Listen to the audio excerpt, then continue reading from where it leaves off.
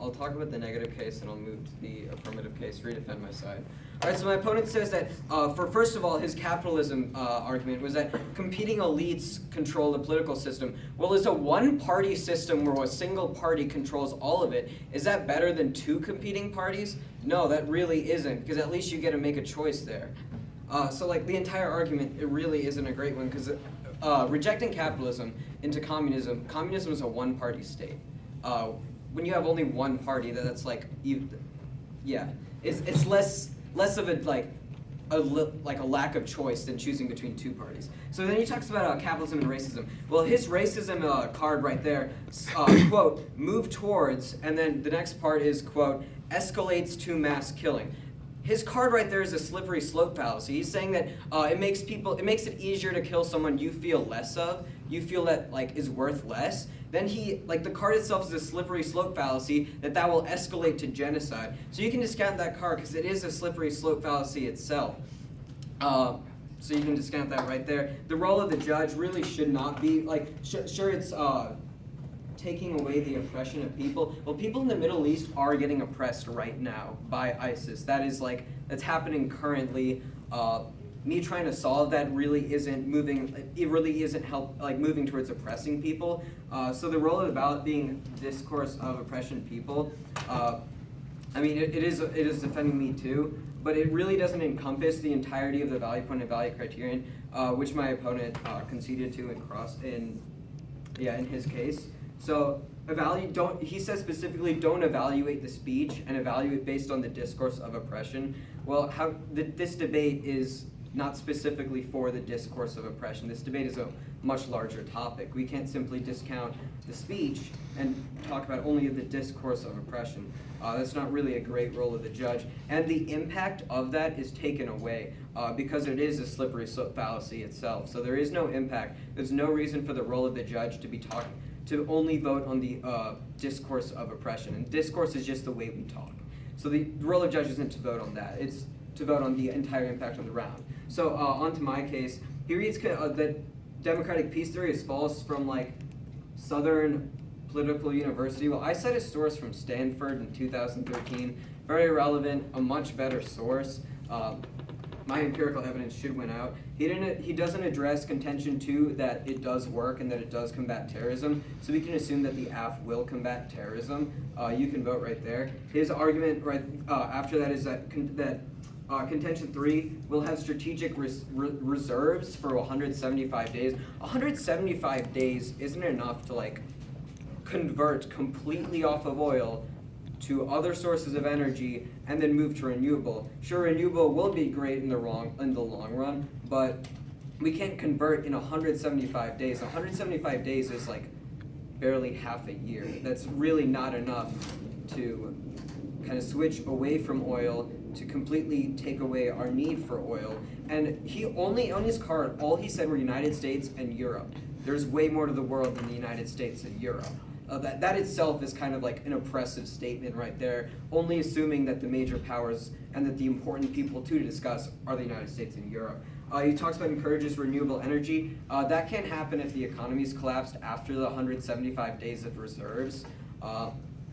So there really is no benefit there to encouraging renewable energy. Also does not attack solvency, so we can assume that the affirmative will work.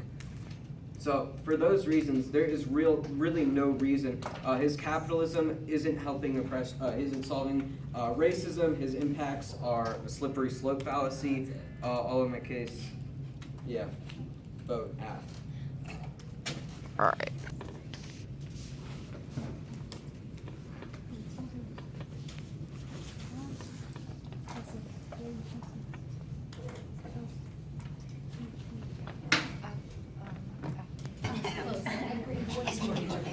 Hey, Rithik, can I get a ride home? No, Aubrey's driving. Oh no, Aubrey's driving. I have to walk home. Tough luck, man. Or you could just stay here, Sean, until 6:30. That works. Uno momento, por favor. Okay. I don't have my I don't have my tux. All right. All right, is everyone Terrific. on it?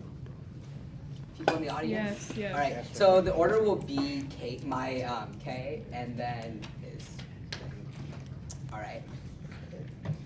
Extend the Fisher evidence, which says that democratization is fueled by inherently capitalist objectives. What this is saying is that no matter what you do when you promote democracy in the Middle East, this is fueled by any sort of capitalist like idealism and ideology. So there's a direct link from the app into the idea of capitalism, because the app is basically a plan saying we're going to promote democracy. This is inherently a type of plan to promote democracy, so there is a link into capitalism.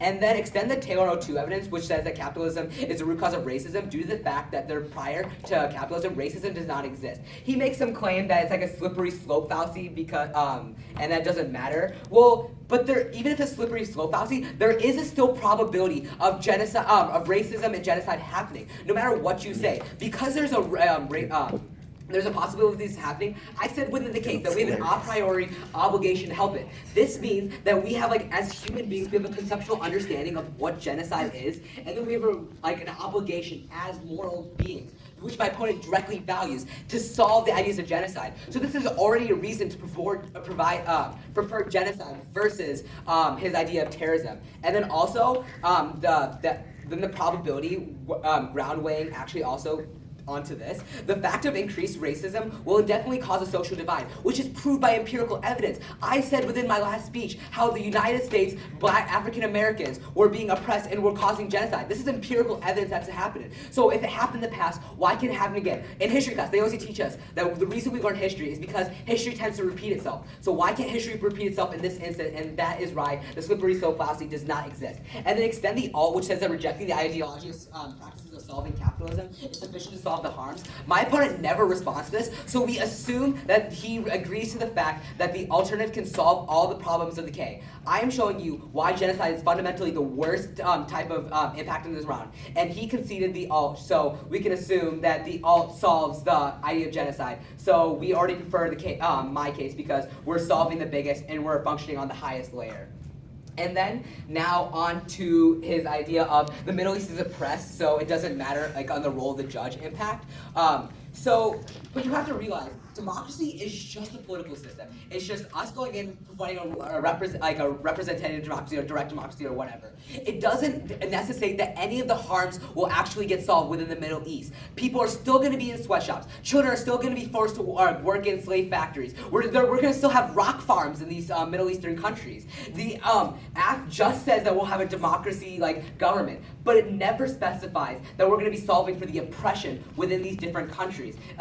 He says that I never give him a solvency deficit. Okay, by act you're going to promote democracy, but you're not going to be solving the oppression of the people. And then the role of the ballot said that we must not perpetuate the idea of oppression of the people, because and this role of the ballot is best because he can link it to in mind. We both have arguments that are about oppression, and this card literally talks about how we must evaluate racism first because debate has evolved so much.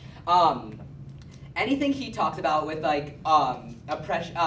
Everything that comes together in this round is fundamentally the idea of oppression. Terrorism will cause oppression, genocide will be causing oppression. I have already shown you why genocide is fundamentally more worse than terrorism. So this is why when we evaluate underneath the role of the ballot, the role of the judge, you function under the neg instead. And then now onto my opponent's case. So the first contention he talks about his source is Stanford, so ultimately it's better. So it really doesn't matter when you think about it.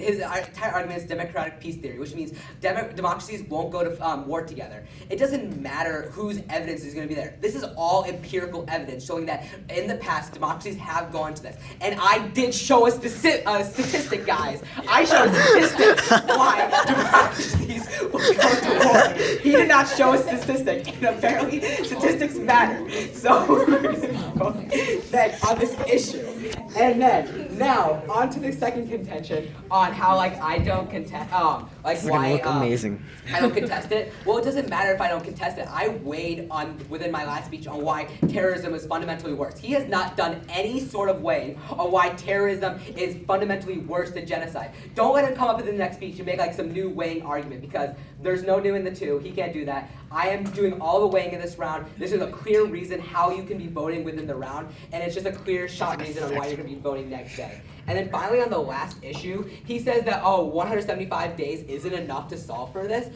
Well, the card literally says that we have reserve checks. This is just one example of what we have. We have, the United States can do all sorts of things. Right now we're like using so much oil, right? Well, maybe the United States could also like decrease our oil like usage by like limiting the amount of oil people are allowed to get within these 175 days so that we can extend that time period.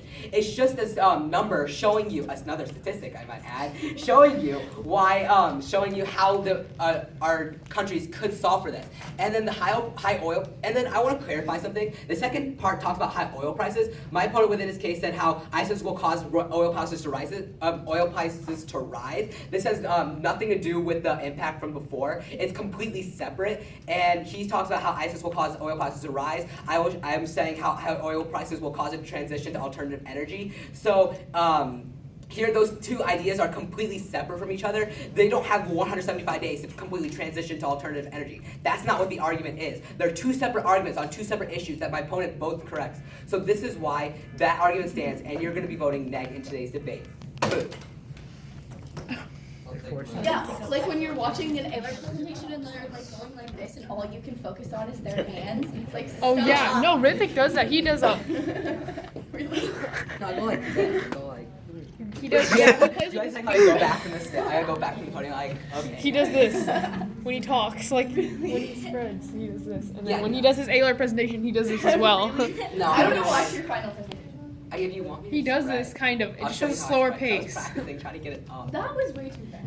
I couldn't even. What? That was Really? okay. comprehend That was what you were okay. I mean, I could saying. understand. I Because you're just far understand it. away. I And then could- the words like get Wow, lumped far together. away. I can't write How it far down. away? What? How- What? It just comes with practice. Understanding like how to talk fast. Like at the beginning, no one knew how to understand when Hunter was going super fast, but like Oh God, that after person. like Oh, boy. a couple months, me and I had no Shlok idea. were like easily. They were saying. Alright, this is gonna be Shlok's 2AR. So we're gonna see how much he can turn out. All right. Look, I actually I saw don't it. think turning up is the role of the judge for this debate. Audience, ready? Alright guys, Rithik, are you ready? are you ready? Is so all of the audience ready? Yes, sir. Okay, then the order will be, I'll just go down the list of my opponent's addressions in his order. So first of all, there is nothing he says against my argument of two parties, or at least a competing system better than one party. I specifically said that rejecting capitalism promotes oppression because it promotes a one-party state. Even if we concede this role of a judge, he didn't address it, so it's a concession showing specifically that rejecting capitalism promotes more oppression than agreeing to capitalism. So you can vote right there. He also talks about capitalism capitalism meaning racism because of something that happened in the past. Well, correlation does not imply causation, first of all, so just showing that two things existed at the same time isn't a sound argument.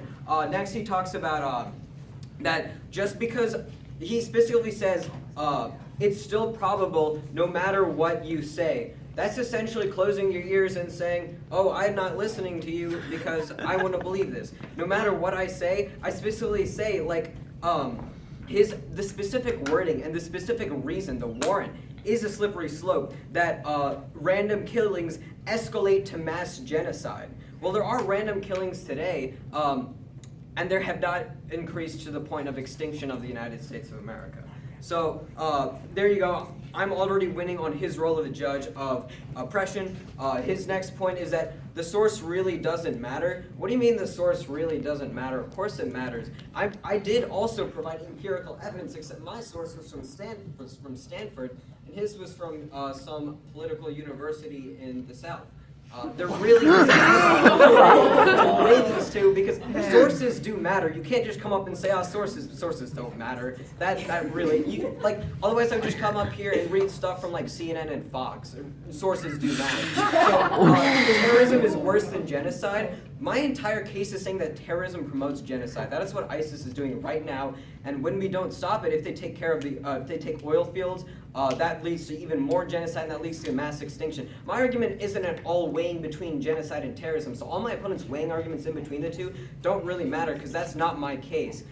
We're both trying to link to genocide. We're just showing the ways to link to it. So the real issue here is probability of Central the links. Lafayette Lancers time is now that 4:10. is a We do problem have that's both happening right early now. activity buses. We only have ISIS two is from this gaining point out, so territory. both early We activity need to put a buses are stop to here. it. His, So we he's ready a to slippery park slope shortly. Let's start fallacy, making our and he way says, to and the his full argument against the circle drive. probability is that Buses it's are ready for still loading probable this no time. matter Thank what you, I and have a say. safe trip home and a wonderful And weekend. from then on, what's going to power stuff? 175 days really isn't enough. He gives like, we could limit our use of oil. Wow, that's really simple. Limit our use of oil. Why didn't we think of that before? Because that's obviously not how it works. We need oil to power things. We can't simply say one day, let's not use oil. That sounds good to me. That's like going up and say, let's not breathe air. Because it doesn't work like that. We can't just say, let's not do that. Oil pricing and rising are topical. That's my link to extinction. There's no reason for you to vote neg today. Prefer F. Thank you. Clap for them. All right. Yeah. Good job, Rithik. So Why do you bring up an extinction?